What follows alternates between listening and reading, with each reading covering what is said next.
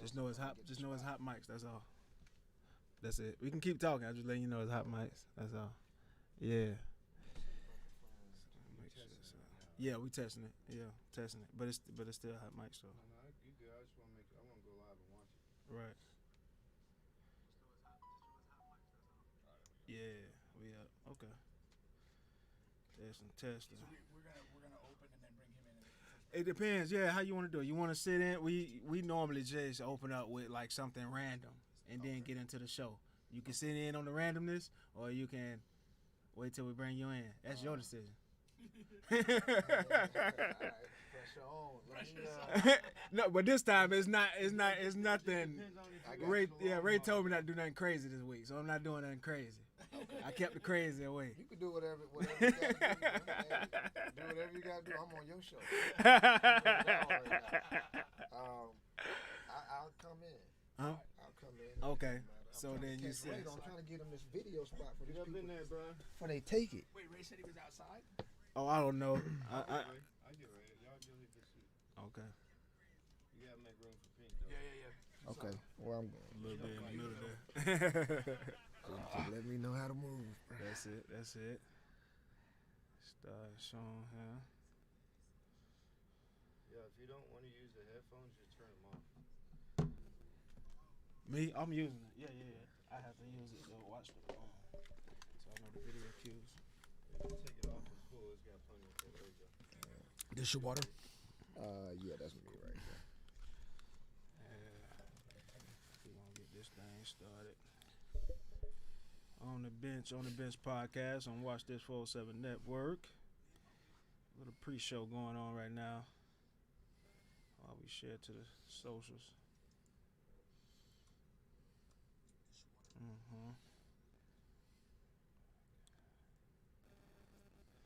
me see. They locked me out my Facebook today, man.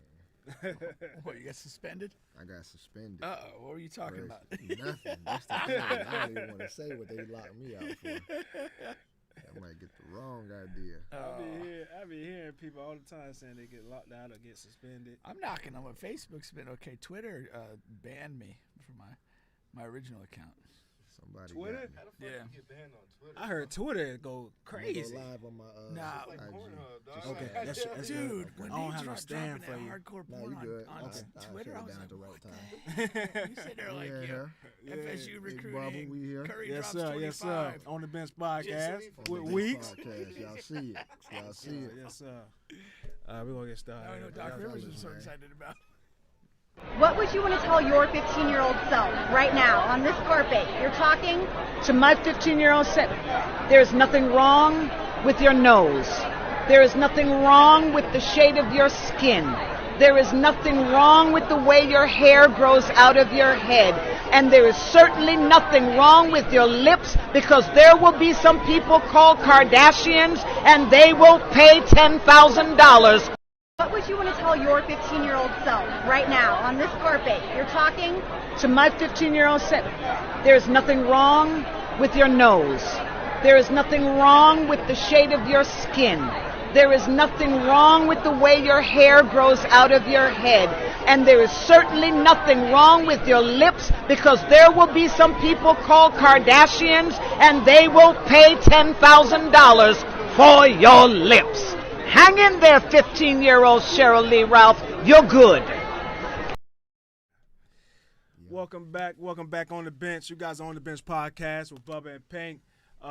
We have a great guest in here today, former MLB All-Star Jemile Weeks. Now, is it Jemile or Jemile? I wanted to ask you before, but Jemile. How many people get that wrong? Everybody. at least one time, everybody. At least one time. Yes. And that intro video there was from Sheryl Lee Ralph. We're going to get into that. But we have a great show for you guys today. We're going to be talking, of course, all trending topics in sports, music, and entertainment. Of course, we're going to get into some baseball and some great things that Jemile Weeks has going on. He has given us granted us access to just call him Weeks. So when you hear us say Weeks, that's him. It ain't nobody else now. All right? Not anybody else. And as you guys can see, we're going to be talking to him about that. There's a 6-year-old that shot a teacher. We're going to talk about that. Plies lost a lot of money on TCU. I don't know how many of you guys went crazy and bet with TCU in that championship game against Georgia, but That Mattress Mac you guy like did. him, yeah, the NFL playoffs out here, and we got a lot of other different topics as well. But really wanted to start with Sheryl Lee Ralph. First of all, she's an actress, a really good, dope actress. She's actually acting on one of my top 5 shows that I'm watching right now, which is Abbott Elementary. It's a quick, fun watch for anybody who likes light comedy and things like that. And it's based in an elementary school. It's really funny. It's really good. And the lady asked her about, what would you tell your 15-year-old self right now? And basically she was just saying how, you are enough. You are good. Don't worry about your lips that everybody talks about or your color of your skin. You're feeling bad about yourself now because it's going to get a lot better, a lot greater later on. And when I was on my way driving here, I'm thinking like, man, depending on what neighborhood you grow up in, especially if you grew up in a black neighborhood, a lot of kids tease you, right? So you got that going on. About whatever your imperfections are, you got kids teasing you. You're already black, so you living in a world where you're looking at TV every day and something going on where they're killing black people for no reason and stuff like that. So it's just you're getting hit from every angle, and you're young, so you just feel like, man, what am I? When is it going to be my turn to shine and things like that? And I'm just getting hit from every angle. And just like she said, man, you just know that you are enough. I wouldn't even put it in your mind. A lot of people say, like, I hear the term, you're gonna you're gonna blossom later on in life. I don't even like that term when you're speaking to kids, because you can blossom right now. Don't worry about if nobody likes you or this person or that person, because you are enough. You are good right now. That was on my mind after listening to Sheryl Lee right there. What y'all think about that there? I agree with you. I think confidence is so central to any level of success or achievement you're going to have in life. And if you can't find that within yourself, if you allow others to take it from you, it's going to be a long, difficult road through life. And to believe in yourself is a gift, and it can carry you to hopefully whatever you want to achieve in life. But I can't see a pathway of success without confidence in who you are. Yeah, I think it's essential. It's connected. But like from the perspective of black people, it's doubly difficult, because you will see, media narratives, entertainment narratives that will try to diminish you in so many different ways. And then, let's be real. This is a racist country. You'll have obstacles to encounter that white people like myself simply don't. And so your confidence has to really be next level to get through all that's going to be demanded of you. I agree. I think everything dealing with the youth space, especially being black, it just comes with podcasts like this, displaying information that can cover these kids and give them a direction, somewhere they can point to, a direction that they can look to and know that they can go that way and be straight and be good. And if they can get confidence in that, knowing that they're good and they're straight, I think that the mindsets will change and the healing will begin. But it's going to take the people, the community, to get active, get after it, because these kids don't know the way. No. So they just reacting. That's it. That's all they doing. That's it. Well, once again, you guys are on the bench podcast. We're available on all podcast streaming platforms, including here on YouTube. Please like, share, subscribe, all of that great stuff. Jemile Weeks is in the building. A former MLB player. You played on quite a few teams here, for the folks who don't know, and you're actually from the Orlando area, Altamont. Now, and you went to University of Miami. I'm a Gator, so that's not the best thing, but you went to the U, and he went to Florida State. So you're in between. You sandwiched there between the Seminole and the Gator, man. Just to let you know, but it's all love here. It's all love. And you're from. Quick fun question here: when you're out and about, because you've been somewhere everywhere, you tell people you're from Altamont. You tell people you're from Orlando. I say Altamont, And then I say it's a city right on the cusp line of Orlando, right outside Orlando. So you still repping, hardly home, but always You repping. got to. You gotta give them that Orlando touch, or they don't ever know. That's so true. That's so It's true. mandatory. It's mandatory. It man. is. It is. Because they'll look at you like just a blank face. Yeah. Altamont Springs. I live in Winter I Springs. was born in Orlando, so they always Okay. attribute Yep. right away. Right. You know, so then I gotta always come in there with that. But, you know, my family started off in the O, and then we ended up moving into Altamont Okay. a little bit later. But that was most of my upbringing there. Okay. Yeah, for sure. And you're a Lake Brantley Patriot, right? I am a Lake Brantley Patriot. Still am a Lake Brantley Patriot. Okay. Yeah. I like it. I am. No, that's good. That's good. So, just talking about when you're growing up and you're playing baseball. We saw some podcast clips and stuff like that of you talking about how it's really your grandfather played in the Negro Leagues. Mm-hmm. Is that accurate? Yeah. And so it is a sort of a family thing, right? Playing baseball. Now, let me ask you this: if it wasn't such a family tradition, do you believe you still would have had that love for the game? Is that where your love for baseball came from the family tradition of playing baseball? Yeah, that's a good question, bro. I don't know if you wrote that down. That's a really good question. I don't know if I would have been playing. Now that you say that, I don't know if I would have been playing because I remember coming up, it was basketball and football. But my brother loved baseball, my dad loved baseball, and like you said, my lineage, my grandfather loved baseball, so it was around me a lot. So I got exposed, got brought to things that I had to be at because my brother had a game or whatever, but I didn't really watch baseball like that, and I don't even know if I'm supposed to say that right now because I'm a coach now, but that's just real. I didn't even really watch it like that. It was a little bit slow, a little boring for me for a little bit. But I learned to love it, bro, the more I worked at it and practiced at it. So I do think that my lineage had something to do with that, introducing the game to me. What do you say to us and to people who still have that same sentiment about baseball, about it being slow or not as entertaining to watch as other sports? And do you cling to the notion of go to a game and it'll be different? Because that's what I hear all the time. Go to a live baseball game and you will feel different about the game. Because I still haven't been to one. Oh, You never been to I one? still haven't been to a baseball game. Oh, you got to do it. that. I guess that's the plug. That's right where it there. started. That's where it started. I can make some things happen. Okay. So yeah, you should do that. Number one. Okay.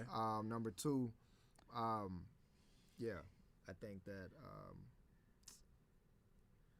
I don't know, bro. I really just feel like overall, for our kids, when we bring them into a position of letting them know how they can go from step one to step two, and they see somebody like me who's made it, they see somebody who looks like them. I understand the style, the flavor. I understand how we want to move. I understand how to integrate the music with everything that's going to cause us to move and vibe and operate. And when you can bring that funness and that athletic style to the game, the same way you would bring it to a football field or a basketball court, you have a dynamic that engages the kids. We did a 8-week pilot program in Pine Hills about a year and a half ago. We had about 30 to 40 kids in that.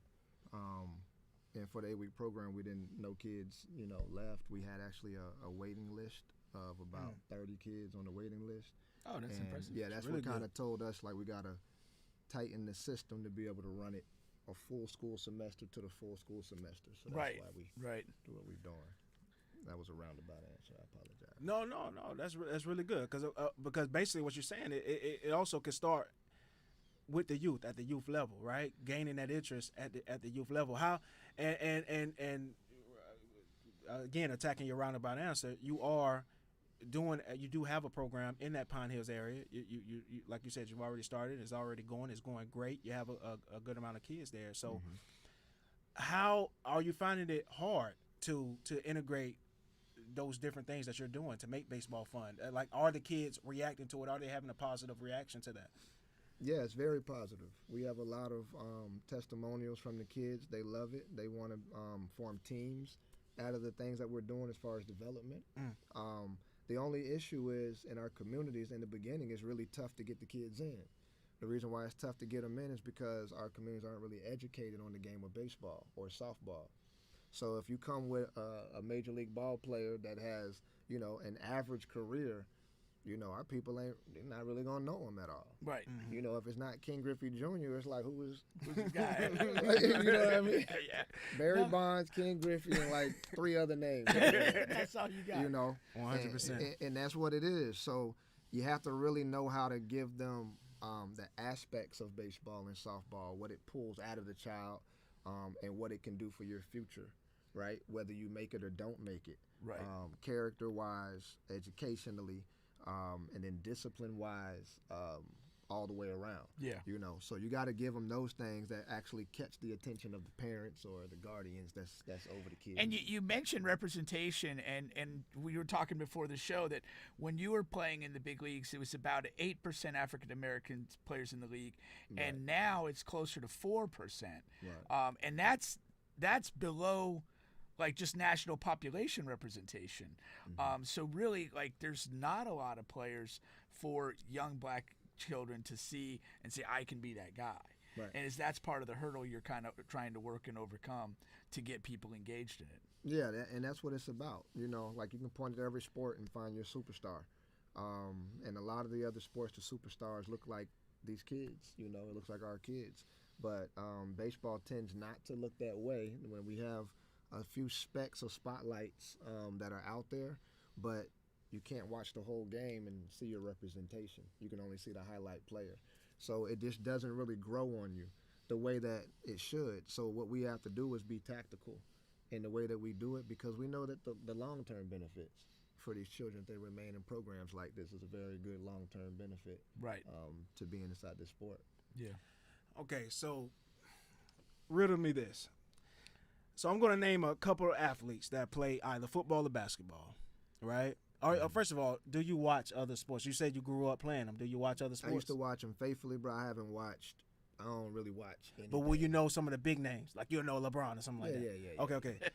I'm going to name a couple of athletes, maybe Said not LeBron. I know. I thought LeBron's in the MLB. That man ain't And I want everywhere. you to tell me, how could their athleticism and skill set translate to the MLB, right? man. Because you got these kids, and these kids are growing up, and they want to be these, you know, because that's what they basketball and football, and some of them are really fast, or some of them can jump really high. So I want you to tell me, all right, so do you know Tyreek Hill?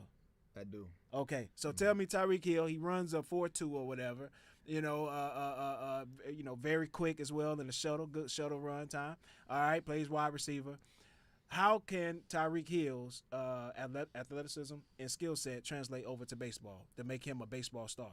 More than likely, he'll fit in the outfield, probably in center field, because he covers a lot of range, has a lot of speed. He's built for that. I'm sure he can catch. Then you probably put him somewhere in the bottom of a lineup because he doesn't have the experience, doesn't really know how to hit, how to do those different things, and that's going to be a big learning curve. That might take 3, 4, 5 years of a learning curve for him to even get to the caliber to be able to play at the professional rank and be a true force. Let me rewind. I don't mean to cut you off. I mean, like, if this person was to grow up playing it and then enter baseball, not just today. Oh, okay.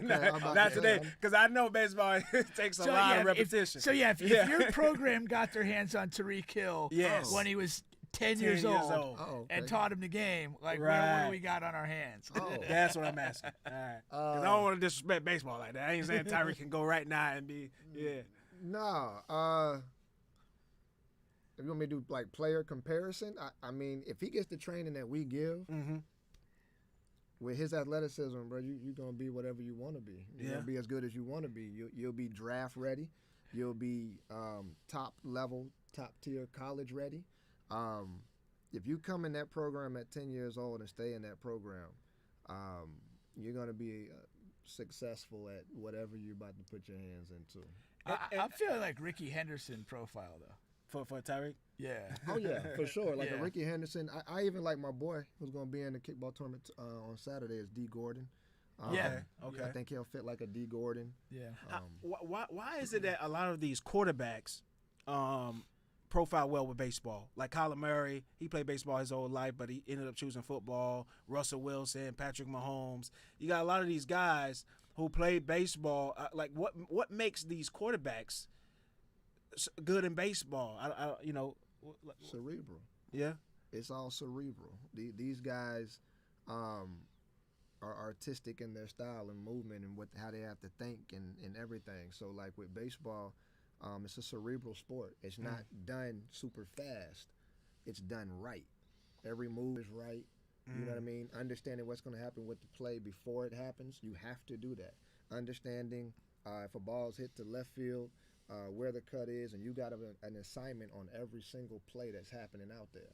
You got me? So the cerebralness of looking left, knowing what's happening to the right, knowing what my third baseman is doing versus my second baseman, the communication is every single play, even between pitches, but y'all can't see that from the stands. So it's all day, boom, boom, boom, communication, moving to the left, moving to the right. I'm over two. That's what's going on the whole time, not just at an audible. Right.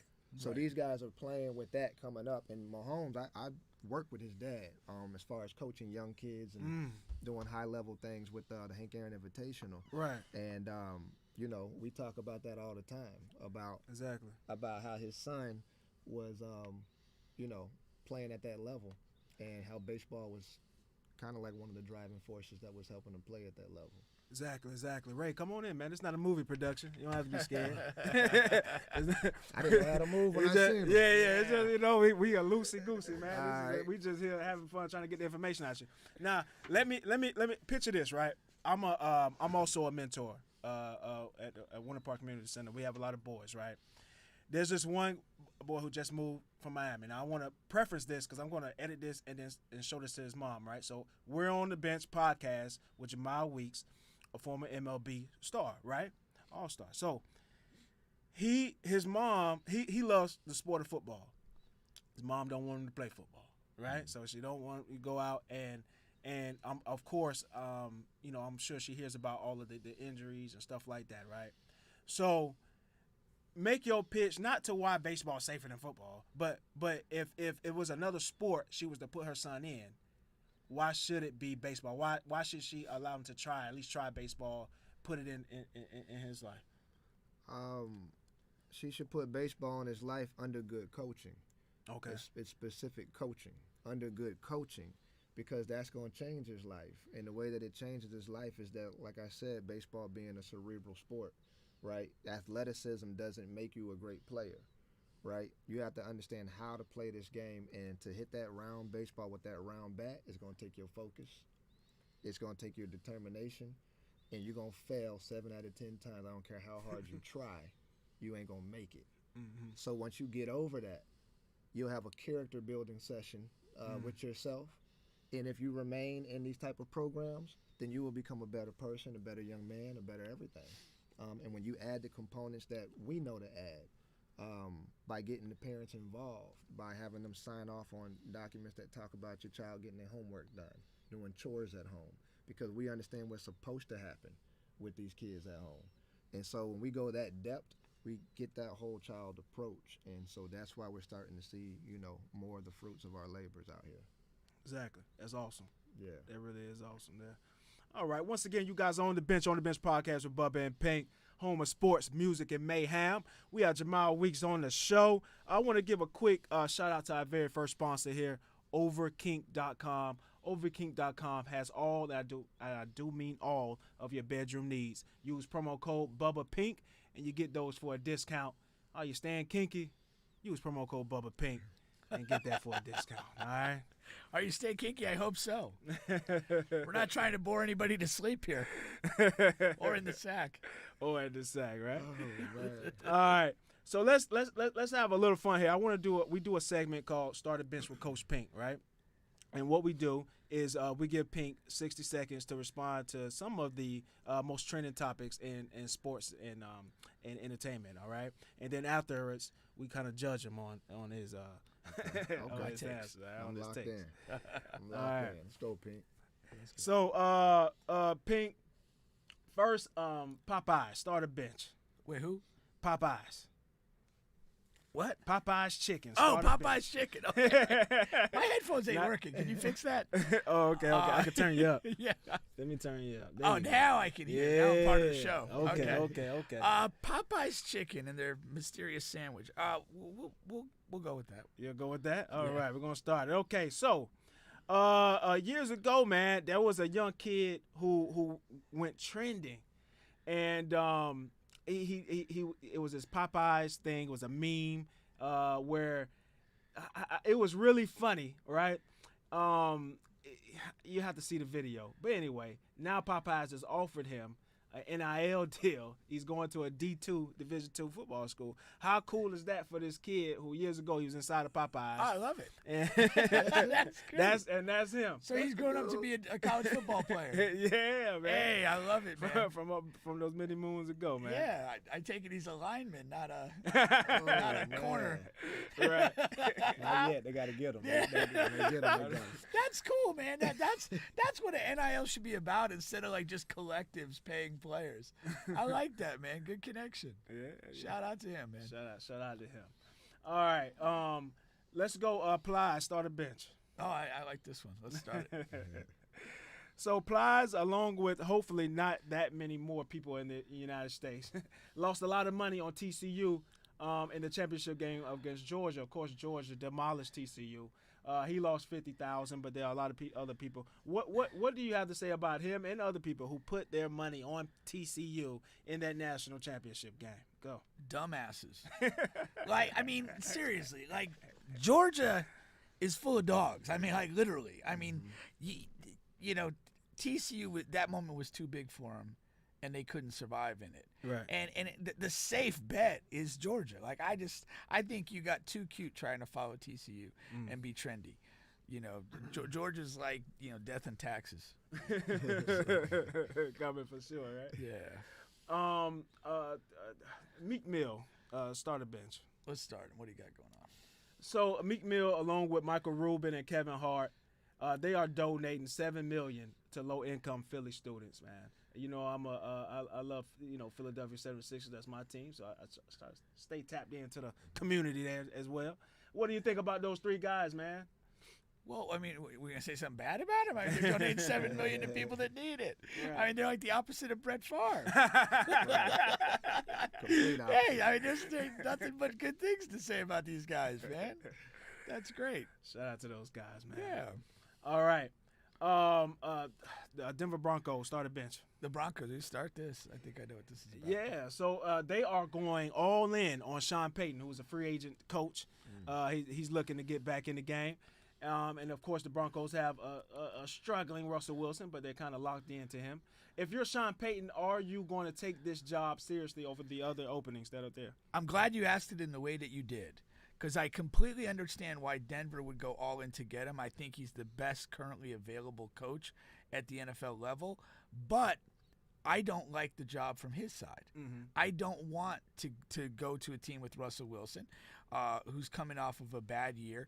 And I'm kind of the school, it's hard to reshape veteran players. I think especially veteran players who've known a lot of success doing things the way that they do. And that's a huge challenge. And to me, not a particularly fruitful challenge. I think it would be way more interesting and satisfying for Payton to get involved with a younger guy that he can probably have a broader, more long-term influence over his career. And again, like we always talk about, maybe a guy on a rookie deal so you can have a good roster around him, not a guy that's being paid a quarter billion dollars over the next several years. Time. Yeah. Time. That's good. That's good. Tua, starter bench. Oh, looks like he's benched himself. Ain't a damn thing I can do about that. But we'll talk about Tua. Let's go. But from this aspect, of course, the entire world saw the bad injury there on, what was that, Sunday or Monday Night Football. And my feeling on it is the world should have the same similar feelings for Tua. You know, Tua has had multiple concussions. We know what concussions can do to players, especially after they get done playing football. And he's had a career full in one season.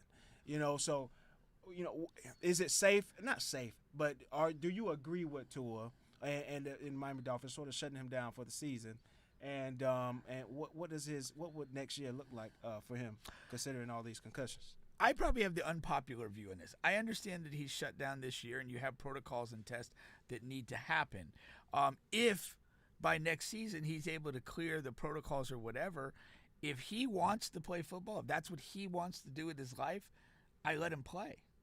I mean, I wouldn't want somebody holding me back from doing something I want to do. I usually ignore doctors and stuff like that when it suits me, and I'm okay with it. He's a grown man if he wants to play. But again, by the same token, if he gets into this offseason and reflects and talks to people around him or whatever he does and feels like, hey, I've only been in the league for 2 or 3 years, but I'm going to stop right now because it may get worse for me, I'll respect that decision. Right. But my thing is if he can medically clear whatever protocols exist in the league and he chooses to play, let him play. He's grown. All right, last but not least, I'm pretty sure her name is Bad Barbie. She's a girl who went extremely viral on national TV years ago. The Catch Me Outside. She's That's the same girl? That's the same girl. Oh, Jason sent me this clip. Yeah, I didn't know it was the same person. She's all grown up now. I guess nobody caught her yet. But what she's saying is the night she turned 18 years old, she says a lot of men subscribe to her OnlyFans, and she thinks those men should now be in jail. She's a fucking hypocrite. Bitch, you went under to get money. Take the money and go home. Like, who gives a goddamn? You're 18. You're legal. Society, we said 18 years old. Arbitrarily came up with 18. You can do certain things at that age. One of them's go on OnlyFans, and one of them's fuck other adults. So, have at it. What are we worried about? You got pick paid. What? Pick one. Pick one what? One of those ideas. Either side. Either choice. Either side. She can fuck grown people and get money for it. I mean, it is what it is. That's all the damn women do, whether it's on OnlyFans or real life. What are we talking about here? All right, Jemile. Any of those takes there, whether it's Popeyes, Meek Mill, Tua, the Broncos with Sean Payton, Plies losing money on the TCU championship game. About it or about his answer? About his answer. I thought he was spot on, man. He just got it straight from the heart. Man, I appreciate that. This man told the truth all the way through. All the way through. And the only shaky thing, but I would have probably answered the same way thing, was the Tua thing. I know people could feel some kind of way about that, but if he medically clears everything, and that's his choice as a man, hey, you made your choice to go out there and do what you got to do. But if he can hear this podcast, make sure you know what you're doing. Yeah. That's it, man. Don't be crazy. Don't be crazy. It's so much information coming out about those concussions and post career, and I just think that a lot of it hasn't been funneled, or I don't know if sanctions the right word, but to current players, right? To where it really affects whether they play or not after concussions. I know they have the team protocols and stuff like that, but you have to look at it this way: the players in today's game have way more information than any group of players that have ever played football before. Yeah, to make these decisions, and we have seen some guys, retire what we consider very early in their career and do that. I also, I want to ask you this as well. I mean, I'm kind of the belief, my dad raced motorcycles professionally, and he paid a physical toll for that. It is, in part because of that. My belief is that almost any professional sport that you play, the amount of time, years of service, etc., you will suffer a physical consequence of having played. And as you get into your older years, and it's just like a cost of doing business. I think you're pretty naive if you think I'm gonna elevate to the level of a pro sport, play a chunk of years, and then just not have any physical problems from that. I don't know. I mean, you've done it. No, you can speak to that, your own experience, and you're gonna feel it. Right. You're gonna feel it every time. So, and when you train, half the time you're training to avoid the major injury. You're not training because you're just going to walk through the season. You're going to get hurt, but you're going to get, hope it's a strain or something like that, and not a tear, or something of that nature. But it doesn't matter how hard you work. You're going to feel it. Yeah. It's a grind. Yeah. for sure. Yeah. Now, I mean, not to be too personal, but like, I mean, now that you're retired, are there still aches and pains and things that you deal with day to day that date back to playing? You know, I feel pretty good. But I do have I had like a little sciatic situation I never had before that popped up this year. Okay. I think like if I took off running for a long time, my knee might, give like a little bit because I had an ACL situation at one point. Yeah. If I don't stretch and get proper warm up in, my hip might. But I do all of that. So I get it right. That's it. But do you attribute that to playing MLB or just you getting old? Man, I attribute that to the grind. I've been doing this a long time. Bro. Yeah, I'm telling you, a long time. MLB was like a shorter portion. Right. It's a long time. Bro. Okay. Heavy Okay. grind. Well, speaking of that, of course, you got a celebrity kickball.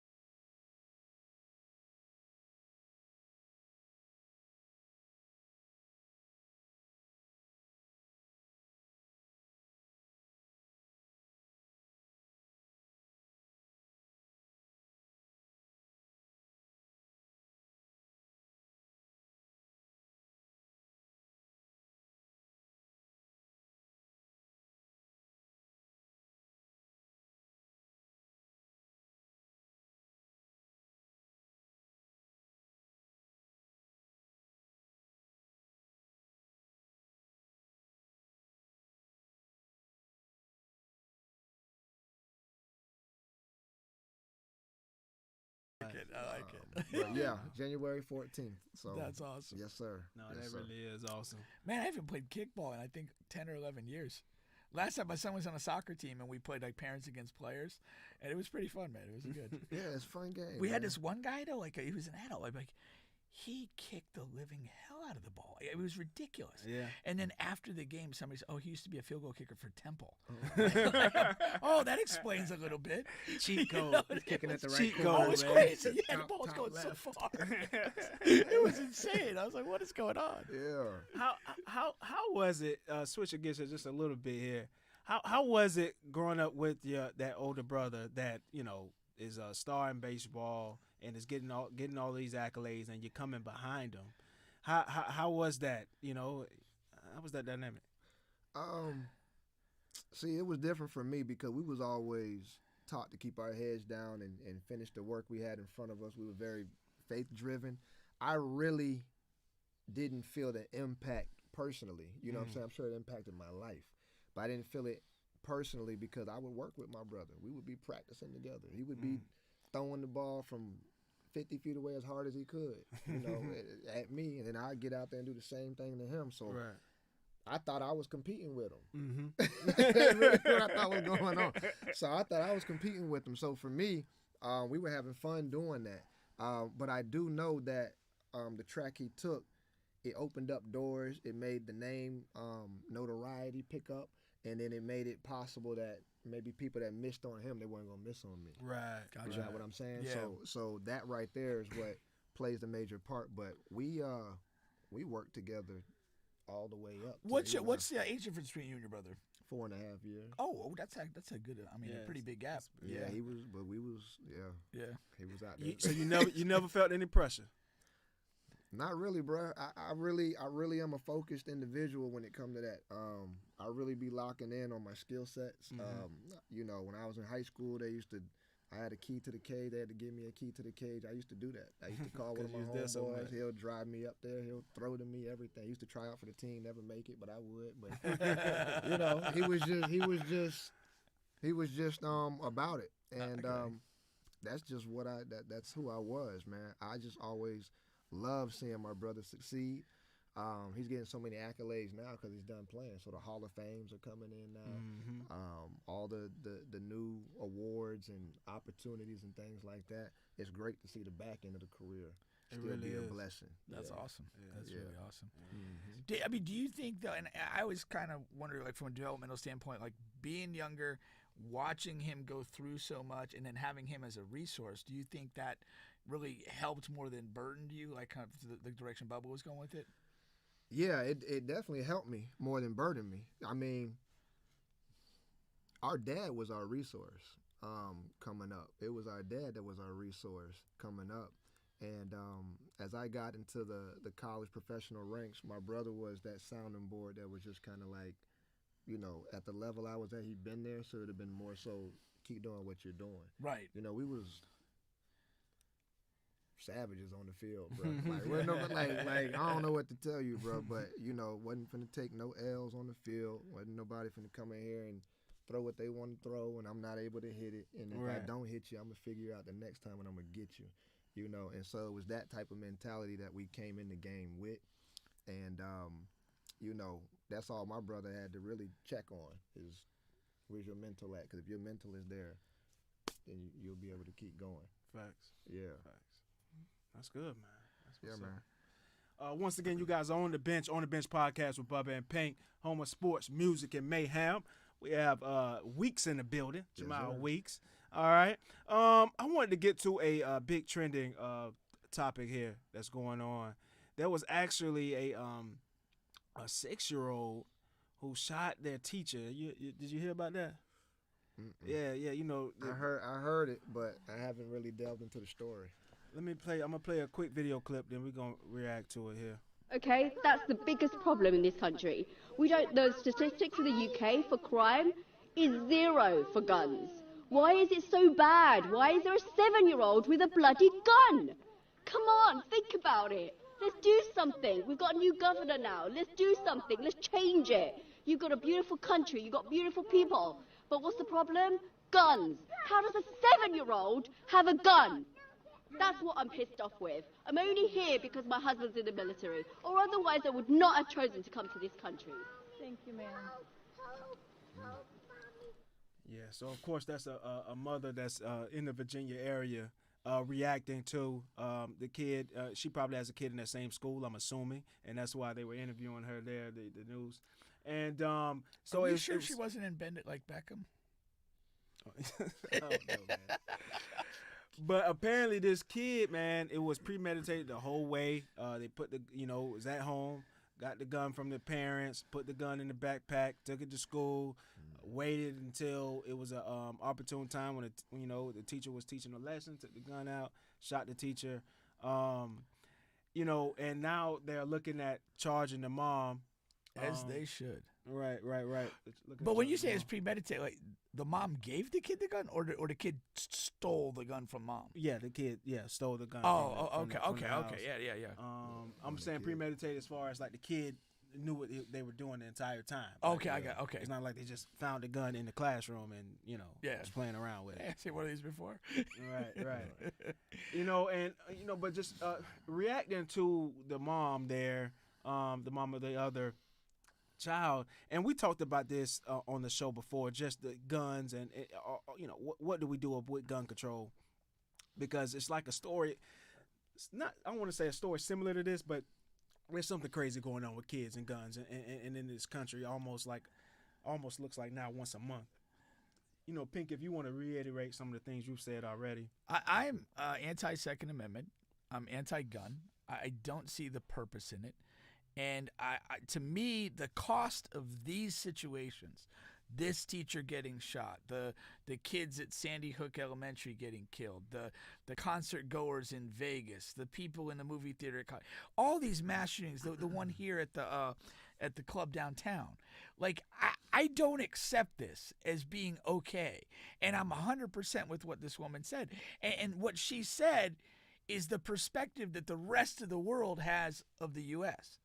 You people are ridiculous for allowing guns, because you have these things happen on a consistent, regular basis, and you do nothing about it.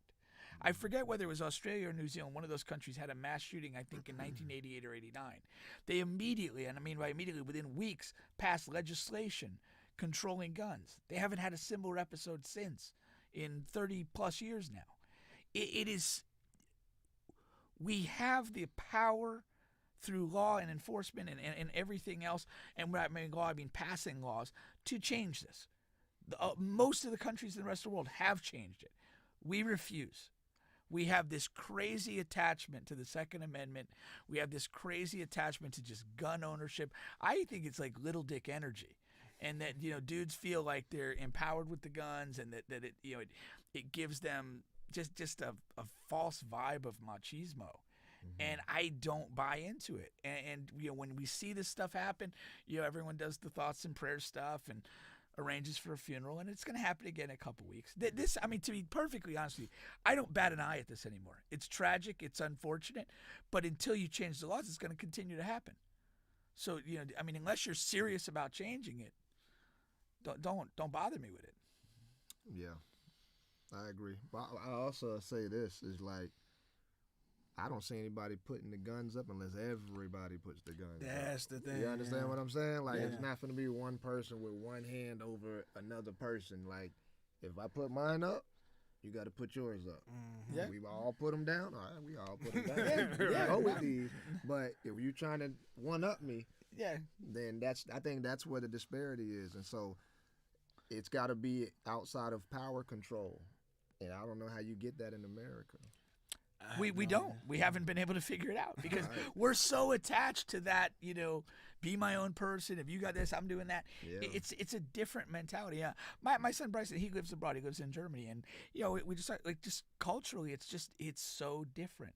There's not this strand, and whether it's the gun stuff or just sort of even like sort of entrepreneurial self-image stuff, it's so much more prevalent and defined here than it is in most of the rest of the world. Mm-hmm. And I mean, we can look at that and say there's some good aspects to it, but there's undoubtedly some bad. You know. Yeah, and that's Weeks brought up a thing I was going to bring up is, a lot of those guys you're talking about is Yeah, they don't want to be one up, right? Yeah, if everybody's going to put their guns down, maybe I'll be down. But, you know, if I put mine down and then, you know, a week later I'm put in a situation where having one could have saved my life, right? So that's the thing. What I 1,000% disagree with guys that think like, oh, you know, if the government tries something one day, you got that crowd there. And I just continue to say that's just the dumbest thing I've ever heard. Because if a government official wants to kill you, you're dead. All right, there's no amount of ammo guns you can have in your home that you can that's going to stop that, right? So I just think that's dumb. But it's I think it's impossible. I don't see how they can take all the guns out of the homes. What are you going to do? Like bring all guns to what's the thing where people take clothes? What's that building called? Goodwill. Bring all your guns to the Goodwill. You know, I don't know. You're gonna pay police to go into home after home after home. You know. Well, let them do something useful for once. I've been waiting 51 years for them to do something worth a damn. Try that. Right? So it's tough, you know. Definitely, but on a more serious note, I agree with you. I just wish we had a solution, right? You know, here on the bench, we pride ourselves on coming up with solutions, and here we just can't come up with one. I don't know, you know. So you know, I hate to bring up problems after problems and not have the solution, because I like to be, if I'm going to keep arising problems, I like to at least come up with some reasonable solutions. That way you're just not talking into space every time, you know. But this one, man, it's just tough. It's just tough. And like Pink says, though, until something is done, unfortunately, things like this is going to happen at a numbing pace. Yeah. They have I'm already numbed. Yeah. Yeah, it's bad. Yeah, it's rough. it is, man. It is. All right. I think what we're going to do here is I want to get Weeks to show me how to swing a bat here. Uh-oh. You know what's funny is, Bubba, you didn't even play Little League.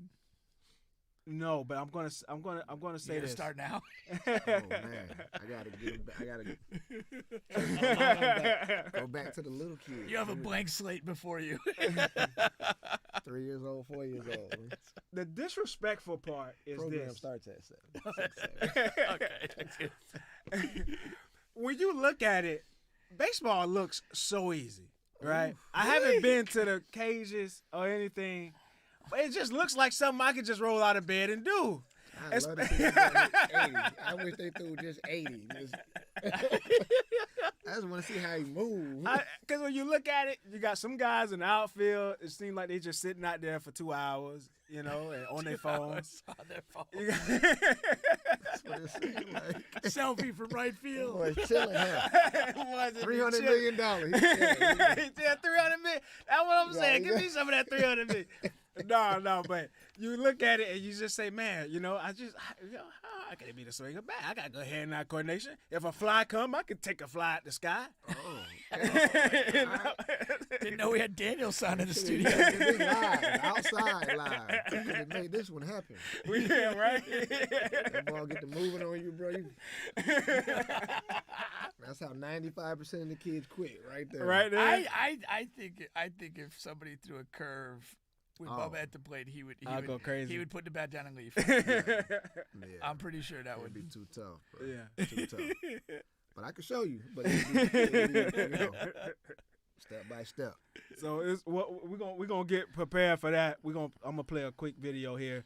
I saw a clip on IG. I just loved it, and I'm just gonna play it here. It's completely random. I'm not really gonna talk about it. I just love it. It's about Haiti.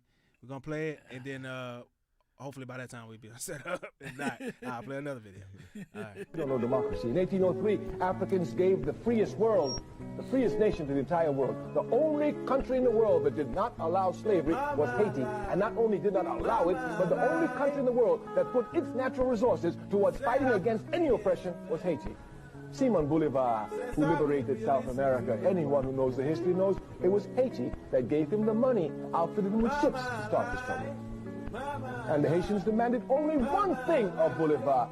When you free Venezuela, when you free Colombia, when you free Argentina, when you free Peru, free the slaves.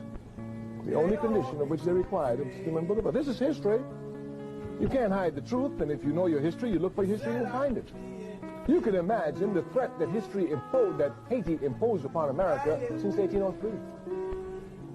There was nothing that American imperialism, one other thing I must tell you, from this period, 1803, Haiti fought every major European power, the Americans, the French, the Spanish, the Germans, the Portuguese, all of them, trying to bring Haiti down, and not one of them could make Haiti renege on her democratic principles. On that country, there would never be on that territory a slave. Every man, every woman was free. You just make it to Haiti and you're free, no slavery. Everywhere else there was slavery, everywhere else. In the great America, they were, let's not talk about that. So anyway, you could imagine the threat that Haiti posed. American imperialism, all of its life, had only one objective, to bring those slaves back onto the plantation.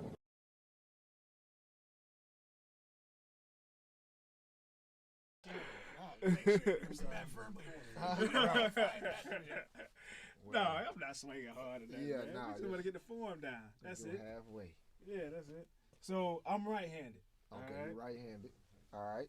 So first thing we're gonna do, we want you to get you in an athletic position, almost like you're playing defense in basketball. Okay. There you go. That's a good Bubba's one. all defense first team. Both hands up, right over the shoulder.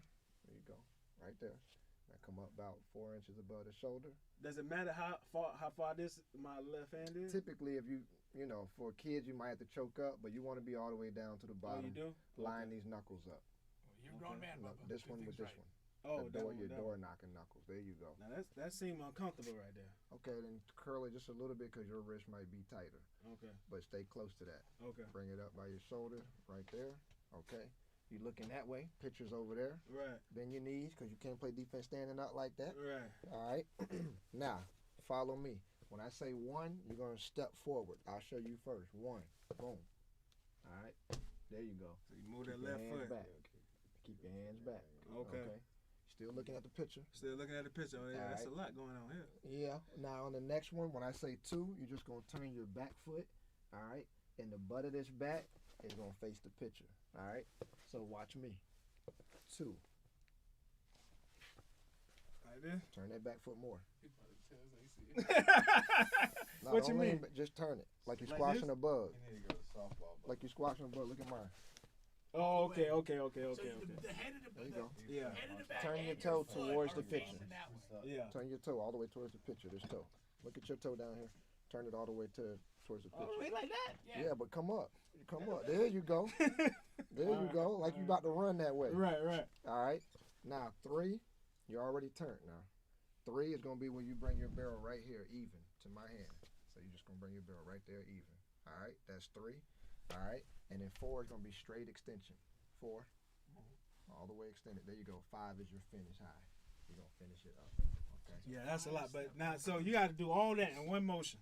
Yeah, because what you're going to do is, that's your stance, the athletic position, hands on the shoulder, bring it up about 3-4 inches. Okay, Mhm. One. Got the one. All right, two, three, don't hit me, Nah, we're good, we're good. 4, 5. No, But you're going to finish on that side, but don't hit that light. light. You're going to finish on that side, but don't hit that light. No, I'm moving slow motion. Man. Okay, 'Cause all I right. don't have no money about none of this stuff here. Oh. On the Bench Podcast. Right. Back in your stance. All right, Stance. all right. Right here. You're right, right All right. here. 1. Now you're supposed to step. There you go. And then 2 is like this. Who told you to step that way? You Just go, step. There you go. Yeah. All right. Now, 1, 2. Turn it all the way. That foot all the way. There you go. 3, That's the most uncomfortable part. 4, Extend. and then 5 is gonna go like this. All right. One more time. Okay. I think I got it now. Okay. I And when got you it. step, you can step straight. Okay. okay. Stance. Mm-hmm. The knuckles Hands right. by your shoulders. All right. Up about 3 inches. the bat up Hands. high. There Yeah. you go. Mm-hmm. 1, 2. Bring your head to the back. There you go.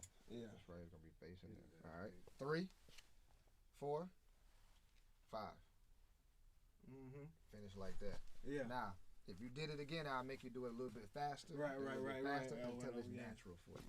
But that's you teaching them that before a ball is even in Before play. a ball even in play. Yeah. Learning how to do the swing properly. Yeah. That's for everybody. What other type of like drills you guys run? Like are you qualified to help pitchers? Yeah. I can help pitchers. I typically have a pitching guy come because he can specialize in it. Exactly. Now, if I'm a little league coach, that's what I'm I'm saying. very well capable of teaching your child how to pitch. Right. But on the level that I would like for your child to get it, I'm gonna bring a pitching specialist in to give your child something that's deeper than that. Right. You got what I'm saying? So, but yeah, absolutely. Yeah, like on the basic child techniques. side, show you how to pitch. Show you how to throw. After that step-by-step process, then we'll put a ball on a tee, not moving. Then they'll do those steps by hitting the ball. So you don't think I'm ready for a live ball? You ain't ready for a live ball, bro. First of all, you gotta get past. Them steps were slow. You gotta speed it up.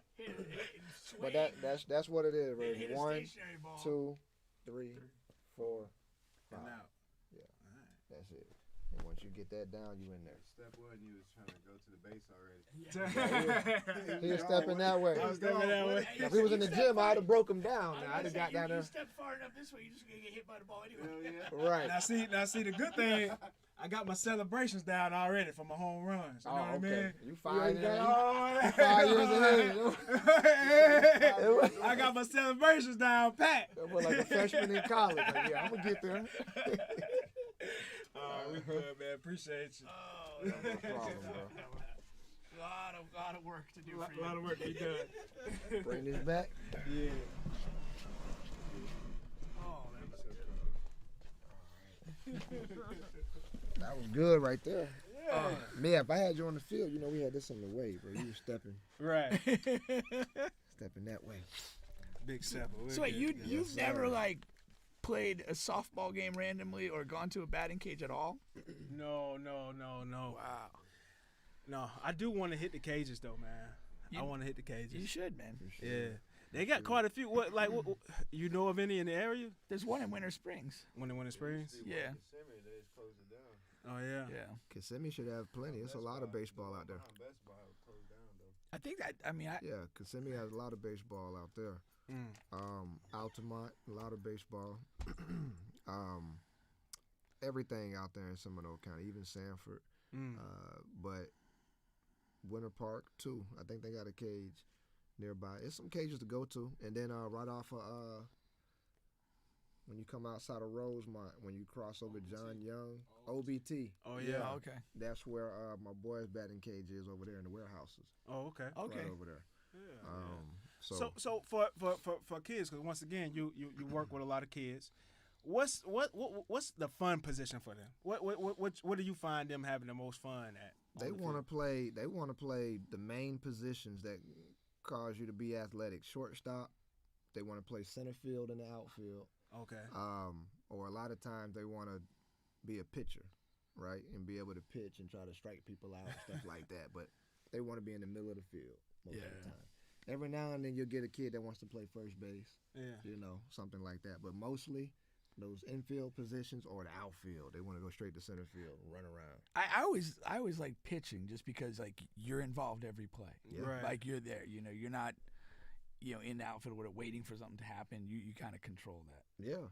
Pitching is very engaged. Is there some level of God-given talent as a pitcher, or is that something you can really get better at as the years go on? I'm sure it's a little bit of both, but you get what I'm saying? Is it?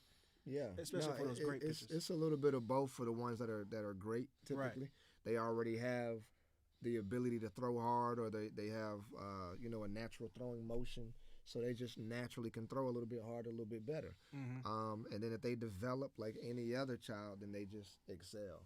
But you can take a kid from throwing 86 miles an hour and get him up to 91, 92 if he's just a freshman or a sophomore or something like that. You know what I mean? What goes into that process of getting a person to throw a faster ball? Is it throwing exercises? Is there a weight room component? Is there other things that are done to help develop that sort of player? Yeah, it's everything. It's everything. It's the throwing component. Long tossing is one of the strongest ways to develop your arm. Any kid that's listening, it's not about the weights and this and that. It's long tossing, throwing the ball as far as you can. Okay. That's one way of strengthening your arm. The other way is through the weight training, but it's typically through like functionality training. So you'll have band work a lot of times. Okay. You'll have a lot of different four-way shoulder exercises, body blades that like bend on you, but it helps your stability muscles, and then conditioning. Running. Just general conditioning, like having running your stamina high. Okay. Yeah, having your stamina high. That'll impact your ability to throw fast. Absolutely. Okay. The reason why is because like all your acceleration and deceleration, like over the course of a period of a game, you die out after 2 pitches, 3 pitches. Right, okay. You're not really throwing hard if you hit it one time. Like guys don't scout you based off of throwing 96 miles an hour, but you pitch at 92. Right, I got you. You got what I'm saying? Yeah. So if you or in pitch the at first 92, inning, you're throwing 93, but by the 5th inning, you're 88. Yeah. That's all you got in the tank. That's not a good look. I got you. Okay. You know what I mean? Yeah, so you got to be able to sustain your velocity. Yeah, to make it real. Here's a question, and I probably knew the answer when I was younger, but in baseball, there's reference to the 5-tool player. Mm-hmm. What are the 5 tools? I can't remember them. Man, you hit me with that one. Yes, I did. Hit for average. Speed. They say there's a 6th tool with creativity. You have hit for power, and then you have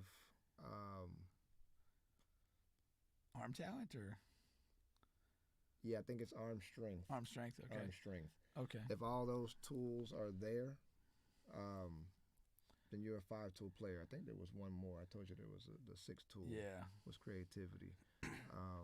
But yeah, hit for average, hit for power, arm strength, speed, and I want to say fielding. Fielding? Okay, go for it. Yeah, you're fielding, so it's all 5. You mentioned creativity, and I mean, to me, I'm a big soccer and basketball guy, and I see and recognize easily creativity in those 2 sports. Mm-hmm. How does creativity manifest in baseball?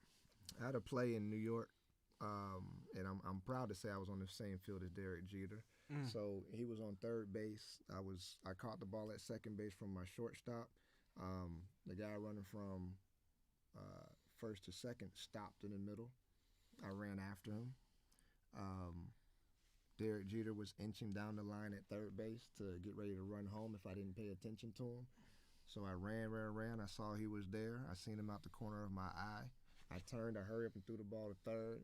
Third baseman catches, tags him out before he gets to third. That's creativity. Oh, gotcha. Okay. That's like the 6th sense. Right. Yeah.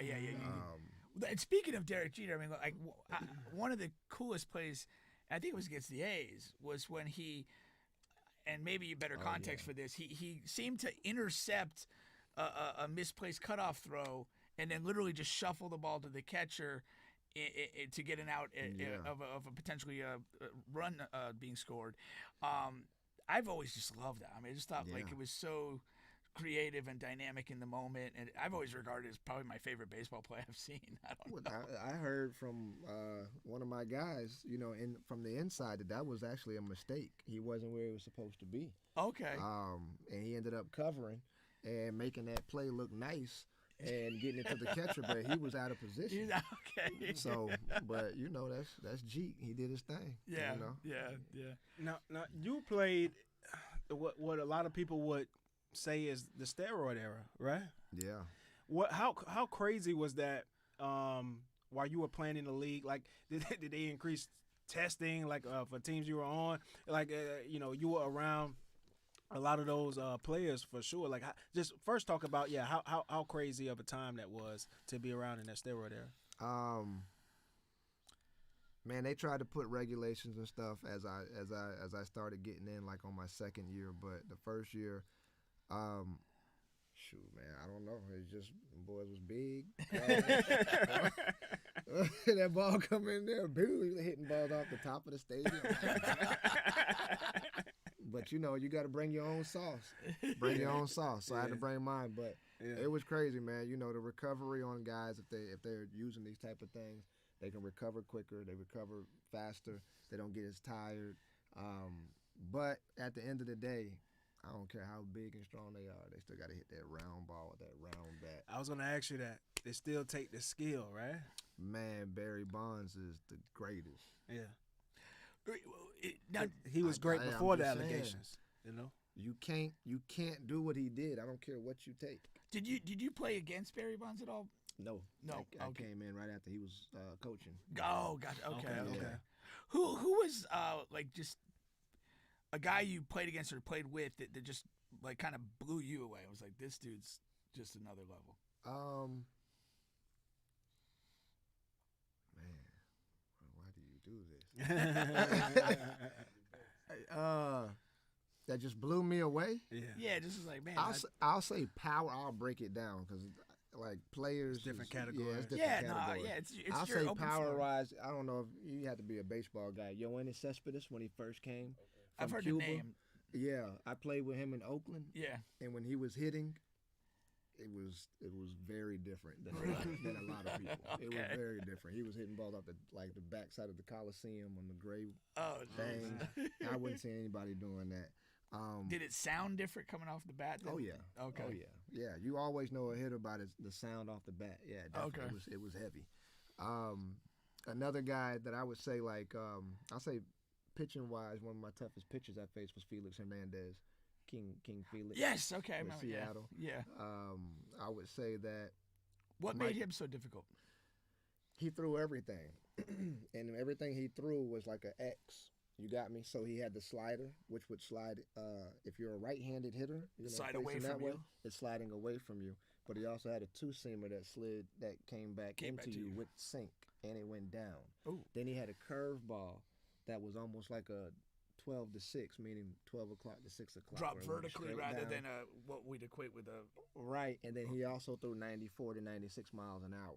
So he might just ride it right by you. Right. And then he had a changeup that was like a split finger that went like a fastball but went straight down. He had 5 different pitches, and he knew how to control them. Right. So that's what made him very difficult. An individual pitcher to have 5 different pitches is pretty rare, correct? Yeah. Now, and again, did you play against Mariano Rivera? I did. Well, okay. Now, my naive understanding is he sort of had a reputation of having one pitch. Yeah. Was that basically true? Yeah. That's what he pretty much threw, that cutter. And then what made him so good at what he did then? It was a bald cutter. Like when he threw it, you can't see the seams. The seams is what tells you what pitch it is. If Okay. a ball's rotating like this, it's a fastball. If a ball's rotating like this, it's a slider. If a ball's rotating like this, it's a curveball. If Okay. a ball's rotating like this, it's going to run back into you. So you got to see the spin on the ball. And Some that gives guys you a have read. the ability to get around the ball and create that spin so fast that it's bald. So you don't know what it's about to do. And his ball was going like Okay. like this. So is that a Right. function of having like an exceptionally large hand? Or- Probably how he got the To- now to- now for we some know people through to- the scientific analytic part that it's the rotation of spins he's able to create Okay. because of his fingers, right? So Okay. he's able to stay on that ball long enough to create enough spin revolutions to where you can't see the Get a read on traditional read. right. Okay. Did he have like huge hands or something, or long fingers or something? Or long is that- fingers, and he knew how to apply the pressure the proper way to be Okay. able to create. So that what? It spin. wasn't so much like the length of the fingers, but the gift for applying the pressure. I think all of it plays. Oh, a okay. part. I think Okay. the length, I think the length plays a part, but I also think the ability to put the pressure on the ball the proper way, Okay. is what got it. And yeah, he just threw that cutter. Okay. That was it. But he knew how to throw it short. He knew how to throw it big. So it wasn't always the same cutter. Okay. You What got do you mean by throwing it short and throwing it big? Meaning like the cutter didn't cut that much on some. He could control that. Okay. Or the cutter might cut more. Okay. So you have a small curvature to the ball or a larger one, and he was very Because good if he at throws it controlling like this, that's a strike. But if he throws the same pitch and it goes like that, you swing at that, that's a and ball. it's outside. Okay. So you got to now know which pitch you're going to swing at because you got to hit a ball that's a strike. But if Right. it looks like a strike, it becomes a ball. Yeah. That's why he throws it 2 different ways. Gotcha. Okay. It's all about upsetting the timing of the hitter. Okay. So he's going to throw one short. He's going to throw one a little bit slower. He's going to throw one fast and move a lot more. He's going to upset your timing. Okay. Okay. Yeah. I like that. Now you see a lot of these other sports, they are increasing the scoring somehow. You got hockey that they found it. They are finding ways to where it could be more goals to get pretty much like fans, get more fans, right? To get the casual fans. Same thing with basketball. Same thing with football. Now with baseball, They're trying to, and they have been, the last 5-10 years, trying to get more home runs in the game. Do you think that's good or bad for the game? They're trying to increase the casual fans, trying to increase the younger fan base, things like that. That's the reason for it. But is it good for the game? Yeah, I think they went through their phase of doing that already. Yeah. I think that what Aaron Judge just did, hitting over 61 home runs. I think that they have completed the process of teaching guys that we want to hit more home runs for the fan recognition. I think now you're going to see the game start turning back towards playing the ball game, being able to go gap to gap, still leave the ballpark, but being able to go gap to gap. And now that guy that's that utility man or that smaller guy that plays the game on a high level every day, I think he's going to start being the focal point again, slowly but surely. And have more value. Okay. Yeah, because the averages are way down because the power is way up. Right. So guys aren't hitting no more. They're hit or miss. Right. And so that's also taking a toll on the game because the action level isn't as high as they would like it to be. So now they're going to even it out, I think, and it's going to be a fun game within the next year or two. Okay. Yeah. Because the only thing fun about that watching is if somebody's on a no-hitter type of run, Without that, it's just a lot of misses. You know what I mean? And with an occasional hit. Yeah. But if somebody's in the midst of pitching a no-hitter, that could be entertaining. That's for entertaining. Sure. Oh, for sure. For sure. You just gotta, if you're not in tune with the game, then like the things that are beautiful about it, you won't catch it. Right. You won't understand the beauty of fielding a ground ball. Yeah. You won't understand how many times these guys fielded correctly. And if you went out there and tried it, you'd be like, how do they do this every single time day? No days off. How do you catch that ball every time? Guys go whole season, 162 games with like 5 errors, 6 mistakes. Like when you understand the professionalism that's pulled out of the individual. That reminds me of a great quote I just saw again recently. The amateur does something until they get it right. The professional does it till they can't get it wrong. I love that statement. That's the thing. It's like you and a lot. I mean, in reading and following a lot of stuff with high level people, like one of the things is that a lot of them will say, like, there's no secret sauce to this. Like a lot of the stuff they practice a lot is really rudimentary, simple stuff. But they have the attention span to do that over and over and over again. So literally, they're not messing up what would be, what can be at the professional level a simple play, and then you have you still have a chance to make some amazing plays. But the consistency of whatever, fielding the ground ball or trapping a soccer ball or catching a football, like you just don't mess that up like at that level, Yeah, it's like that football guy on the deep pass and it goes through his hands. It's like, bro, you want to go to the NFL? I always say, man, you want to buy your mama a house or not, man? What you want to do? I'm just like, you got to catch that ball. That's it. Figure that part out. That's right. Yeah. That's right. So. No, that's cool. That's cool. All right, once again, you guys are on the bench podcast with Bubba Pink, home of sports, music, and mayhem. We got Jemile Weeks in the building, and we're going over. I want to give a quick shout out to our second sponsor here, Royal13thebrand.com. You want to be fresh in this winter going into the spring. Orlando, we don't really have much of a winter, but he still has those items up as well. And if you're ready for the spring, he has those items as well. Use promo code bubbapink for your discount on Royal13thebrand.com. All right. So what we want to do next is we want to talk about some NFL playoffs. How in tune are you? I know you said you don't really watch as much. Do you have a player or a team you kind of keep an eye on, or if you hear it in the background, you're like, oh yeah, that's I kind of try to keep up with that guy or that team. I don't keep up with nobody. Nobody or no teams I at don't all. keep up with none of these guys. But I know some of them, so right. I want them to do well. Do you? Who have you rubbed shoulders with over the course of your career? Football? Like, not just football, just period. Celebrities, period. Celebrities? Yeah. I've been around, the Kardashians. Have met them. Really? I met in L.A. Do you smash any of them?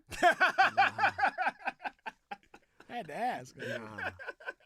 And baseball's a confidential sport. It's a confidential But no, I hear those clubhouse guys got a lot of secrets. I have not. I can say this, man. The baseball guys at Bethune-Cookman, they put in a lot of work, man. Man. A lot of work. I know a lot of them cats that went through there. But yeah, you know them. I've you know, been around Megan Good and That's Christina solid right Milian there. and been around like the Game and you know the rappers. Oh, yeah. I've been around. I've been around. President Barack Obama. Oh, yeah? Really? 1-on-1, yeah. Nice. Oh, Absolutely. man. Yeah, I That's did. awesome. Went out to D.C. This agent was trying to recruit me or whatnot, and they had a private meeting at this home. So I went there, met with him. He signed a baseball. I was at the crib. Oh, wow. Yeah, That's I was awesome. sitting down at the house. That probably should have been in front of Kardashians for crying out loud. Yeah, no, man. We're stuck in this world, man. That baseball not going on eBay? Listen, I can't give it away. I gotta keep that baseball. That's in the family line now. Yeah. But yeah, John Henry. These are like the billionaire guys. Tom Warner, John Henry, Okay. Mr. Wolf, Leo Wolf, in California. You know, people like that. People of that nature. Who's a guy in baseball like when you were playing that had the reputation of maybe being a bit of a jerk, but like you met him and just felt like, nah, this is really a good dude. Anybody fall in that category? You might live in the city. He live in the city. He know who he is. Why y'all doing this early? 2024 talk, right? I'm just getting back into coaching. Well, I said at the end of the day, he's a good guy, so I tried to spin it. Yeah, no. Baseball is confidential. Hey, Baseball supposed to be. It's I would say I don't know, man. It's a couple people that I thought one way about them, but because there was a lot of talk about them. I'll say one of them who's here in the city. It was AJ Pierzynski. You'll hear different things about him. Okay. Quite a bit, but I never had an issue with AJ at all. Cool. Never really had an issue. Never noticed the issue, but Yeah. there have been things where people are like, oh, he rubs them the wrong way and makes people mad about certain things, but I never had an issue with AJ. I just seen him last year. Okay. Opening up a school or whatever at, what is that, First Baptist over here in the corner? Oh, okay. Yeah. Somewhere over there, yep. Good. Mm-hmm. Okay. I had a question right on the tip of my tongue. And you lost it. Yeah. First time tonight that happened. First time tonight. Yeah, because I wanted to ask about it'll come back to me. It will come back to me. Don't worry about it. Well, I'll tell you what here. We're gonna get into it. We're gonna talk really quickly about it, and I'm trying to get it. It's gonna come, man. Don't you hate when that happens? Yeah. It's like right there. Oh, I'll tell you what. Do you have any? Here, what we do sometimes is I tell a crazy story, crazy or funny. Do you have a crazy or funny story anywhere in between your path? I'll give you a couple examples of some stories I've told on here. All right. I told a story one time about how I got hit so hard in part one of football. I doodled on myself. That's true. Yeah, it's true, man. And he tried to And continue who playing. hit you? Where he at? It's one of those crackback blocks. I know he made it. I know he made it. Ooh. You were just a small stepping stone. To Ray Lewis. Had to be Ray. Had to be Ray. Had to be Ray, bro. Yeah, no. I don't know who that was. Who that was? Ray Lewis, bro. Dwight Howard. I was working for Orlando Magic and WTV Channel 9, and Dwight Howard was playing around a lot, and he came up behind me, and all he had was a towel on in the locker room, and you know, had some things on my neck, and I had to address him in front of everybody. Oh, man. And Gotta I never set was Dwight. invited back to the locker room again to do reports. Oh, man. Yeah, So you yeah. let him know what it was. I couldn't let it just go down. You like let him that. know what Yeah, I it had was. to. Yeah. Yeah, we not doing that. We not doing that. Nah, we not doing that. I know. Yeah. I'm like, look, I Yeah. got to ride with the truth. So we getting kicked out today. we getting kicked out today. I can't vouch for him. I'm with him. So quite a few stories like that just on my path. Do you have any, crazy or funny or interesting? It doesn't have to be funny, but it could be interesting or something like that story from your path. I got a lot of stories, man, but the way my memory works with my stories, it's just got to be the right time. But let me see if I could come up with one or two. Conjure something up for us. Oh, man. Yeah. And I'll tell you what, you can hold that and we can come right back to you. Maybe Okay. by then you thought of some Let that it you want to percolate. share. Yeah, let it percolate for Seen about a 5 lot. or 6 Seen minutes. a lot, Pete. I'm all for seeing a lot. All right, so we'll be right back to that. In the meantime, Pink, the NFL playoffs is here. Yes. It's going to start, I want to say Saturday, right? Yeah. Usually that's when some of the games start Saturday, Sunday. And it's even a Monday night playoff game with Dallas and Tampa. Wow. Right? So you got the matchups here on the screen, the Chargers versus the Jags. First of all 3 Florida teams are in the playoffs. Yeah, that's kind of crazy. That is kind of crazy. I don't remember that happening in a while. It's been a while. And some believe all 3 will lose in the first round. Depends on how you feel about Justin Herbert, but I'm actually going to put a little change on the Jaguars there, and myself. So we'll see how that shakes out. Baltimore Ravens versus the Bengals. We don't know if Lamar Jackson's going to be back or not. I don't think it matters. You think that you rolling? Yeah, with no, Joe? I mean, I got the Jags Okay. over the Chargers. Herbert the pervert. I love that. I heard that today. That's the first time. Yeah, That's the first. I just read that. I was like, oh man, why didn't I think of this? That worked. And Bengals all day. I love Joe Burrow. The other day he said, our playoff window is the length of my career. I saw that. I love that guy, man. Yeah, Joe And Burrow. then there's no way without Tua the Dolphins do anything to the Bills up there. Yeah. So they're through. Yeah. And then we go to the other side. The NFC side. San Francisco's locked in, man. They're tough. They're gonna win. I like the Vikings, but those are 2 flaky teams for me. Yeah, Vikings Giants. Right? Yeah, and I'm backing Tom for upsetting the Cowboys and their really fruity fan base. So friend of the show Wood is not going to be excited about that, huh? No, he's not. No. Tom has never lost to the Dallas Cowboys. How about that stat? That's pretty solid. Never, Stat. and that's a long career. Why break that up now? Probably didn't play the Cowboys every year Still though. going. But Still. Still. Still going. Still counting. Yeah. So, Well, I hope he adds one more to the tally. yeah, I got a couple dollars on Tom too. Yeah, so that's what we have. Like you said, the Vikings and Giants, 2 flaky teams. I side towards the Vikings. They actually played a few weeks ago. Last second 60-yard plus field goal. The Vikings won off of that, so that's going to be. I like Justin Jefferson and Dalvin Cook to have big games. Yeah, I think they'll both rise to the moment in the playoffs. Favor them, and they're going to get the first time playoff. This is the first time the Giants quarterback has been in the playoffs. Kirk has had a couple of. Daniel Jones looks like he's like central casting from We Need a White Dick.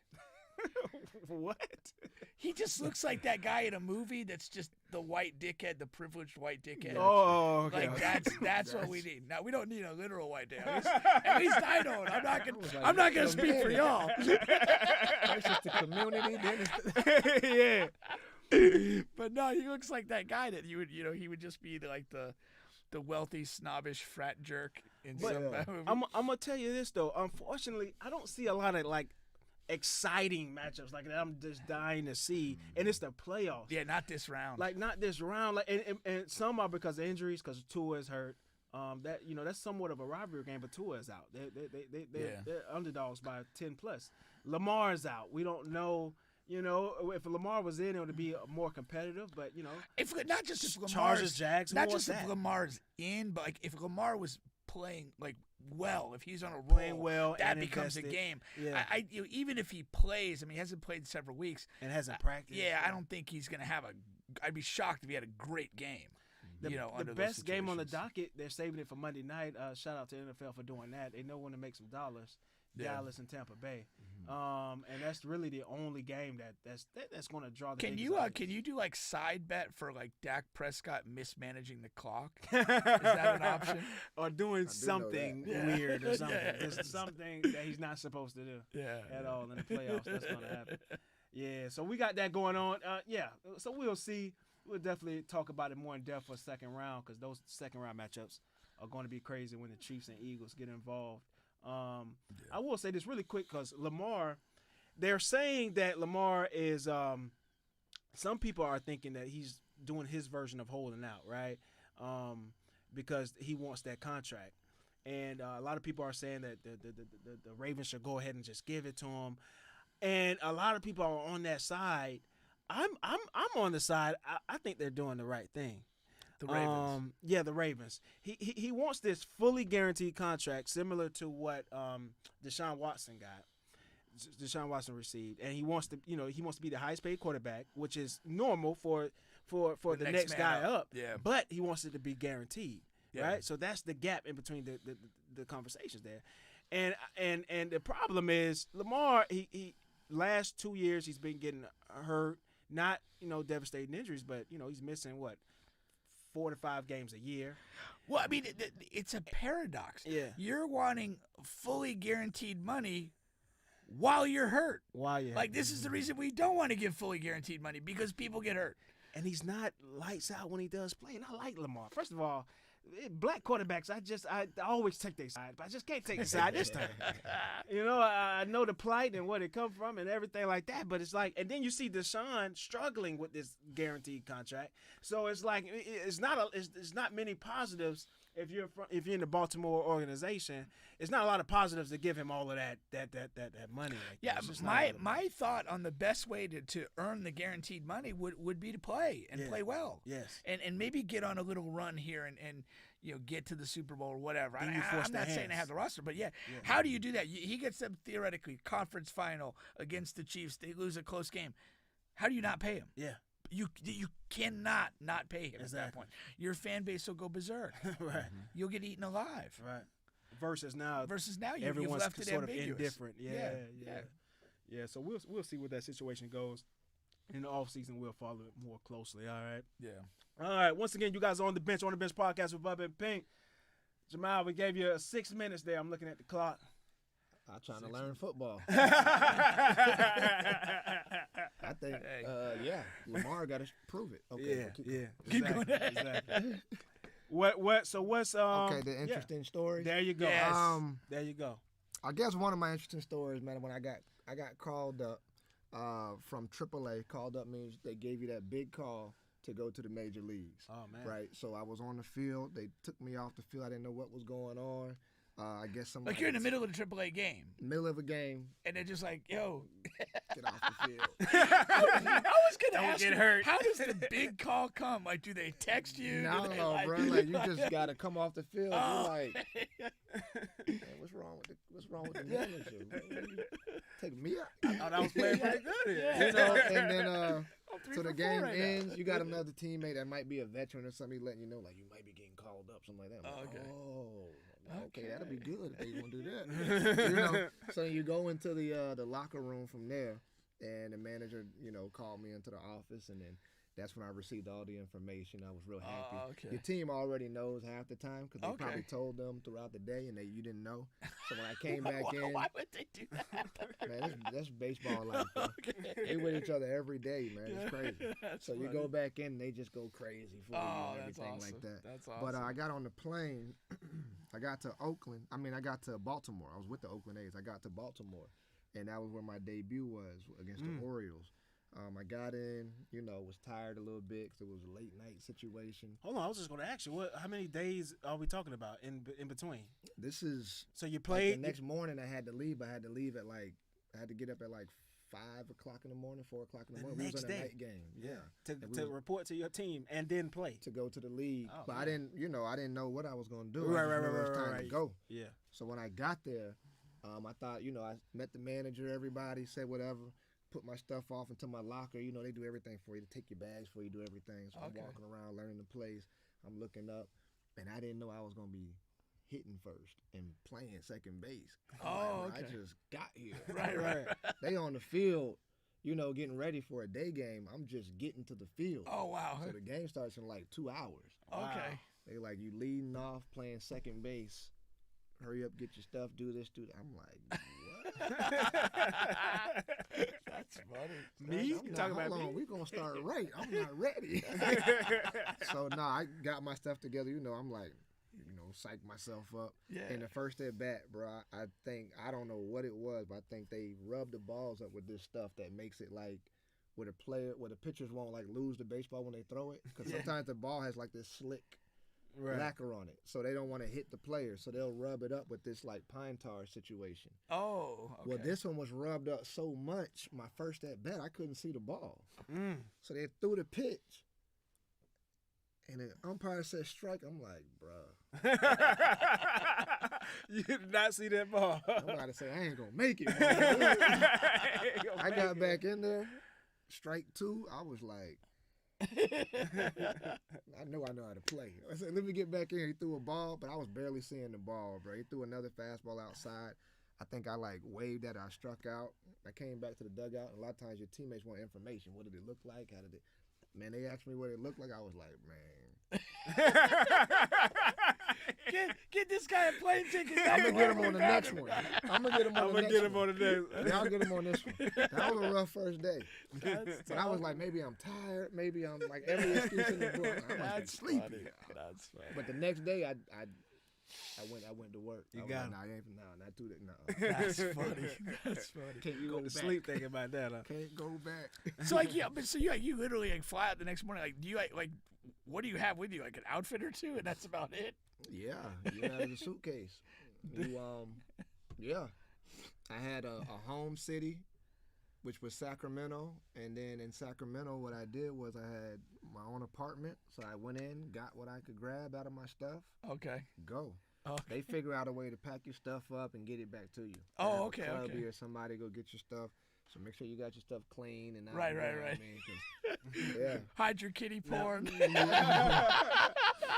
Now let me ask you this: if I have no idea what your family is like, but if I was a good as an athlete as you, I know, and made it professional, my family would also think that they made it professional.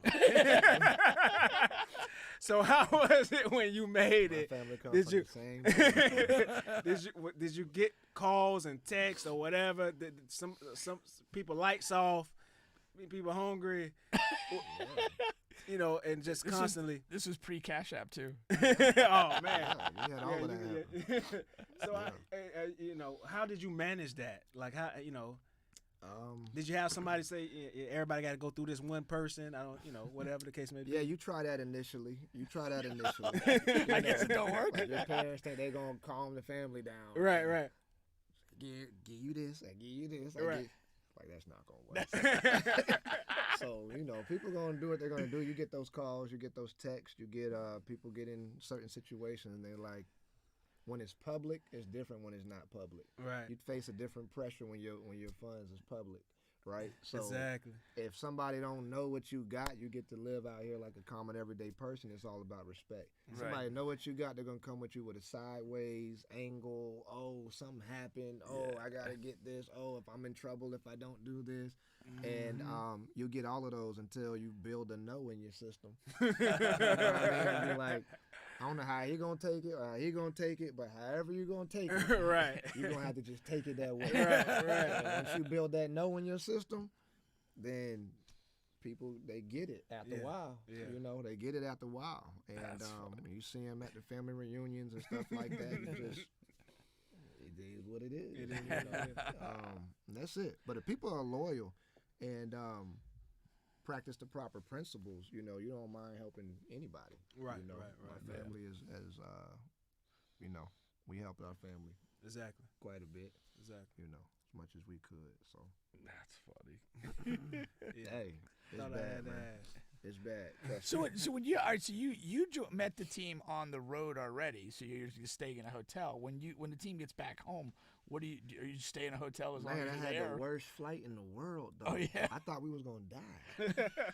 Well, I was thinking life, but Right. we was in a situation where everybody would have thought you was gonna die. Dudes was crying. Really? Like, crying on the flight. Wow. We went to Chicago after Baltimore, and the fly in the midway, I guess it was a storm or something, but if you Yeah. ever flew into Chicago, it's always a little bit shaky.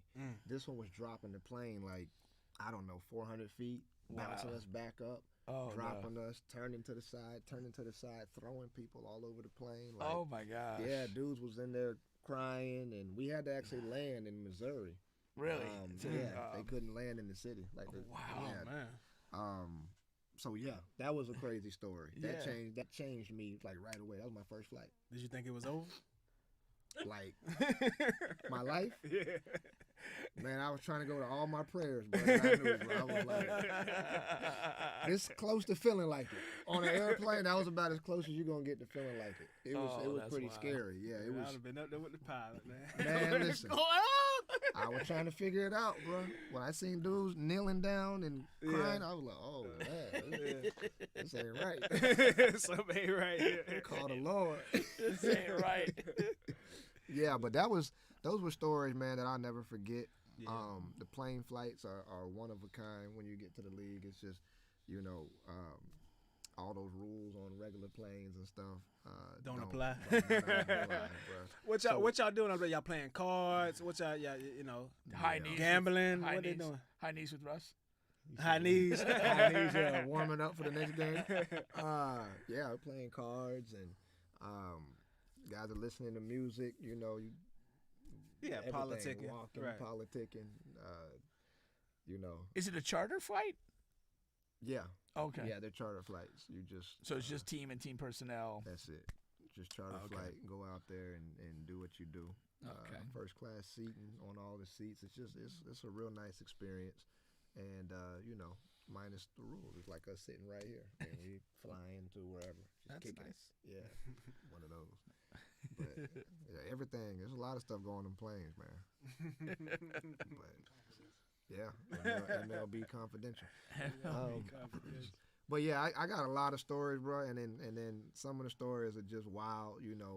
I got party stories, stuff like that. Being in like Arizona and 100 people in a place and all of that, and you got to leave your stuff outside because it's confidential people on the inside. Oh, really? Yeah, There you go. stuff like that. So those type of inside parties where you got elite people, celebrities, and stuff like that, where it's a true thing. Where, I don't know, whatever. Leave purses outside, leave phones outside. Really? Don't bring stuff in. Yeah. Damn. Those Can you are bring real. your firearm in? No. Oh, okay. No.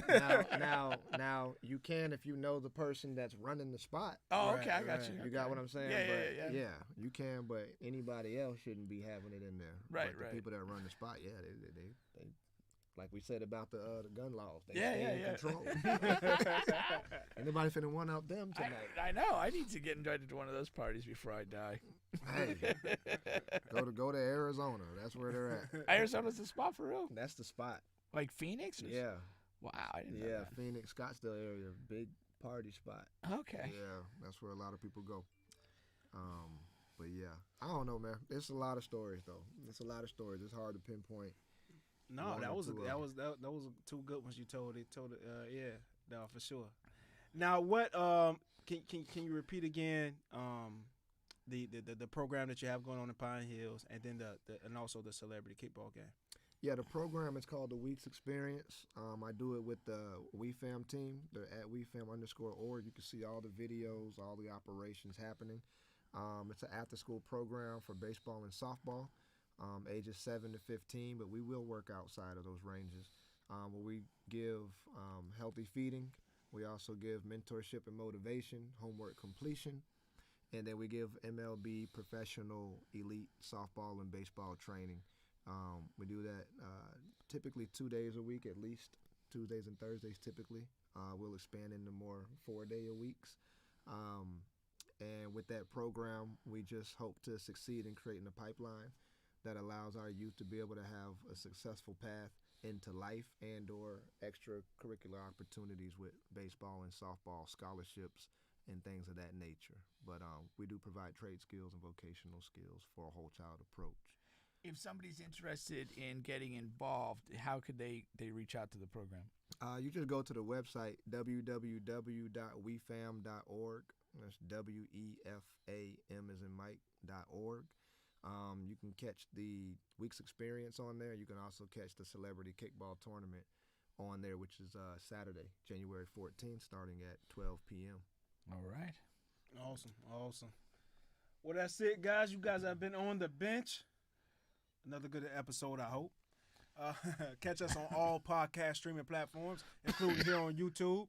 Don't forget to like, share, subscribe, all of that great stuff. We'll catch you guys next week.